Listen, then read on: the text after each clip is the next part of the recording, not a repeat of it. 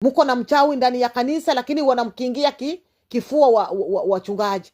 Wewe usiende kwa kumupatia kifua, maana hao wanaomkingia kifua nao humuogopa na hukwepa vitu ambavyo naweza kuwapatia. Bwana tusaidie sana. Hakika huu ulimwengu unaoza, unanuka. Uongo umeongoza, umekuwa kipaumbele kwa kuongoza huu ulimwengu. Lakini Bwana Yesu anayeongoza kwa ukweli atusaidie ili tuweze kuepukana na uongo wa mwovu.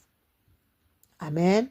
Tusome neno la Mungu katika kitabu cha Isaya 26 mstari wake wa 20. Tutaangalia neno la Mungu linasema namna gani. Kitabu cha nabii Isaya 26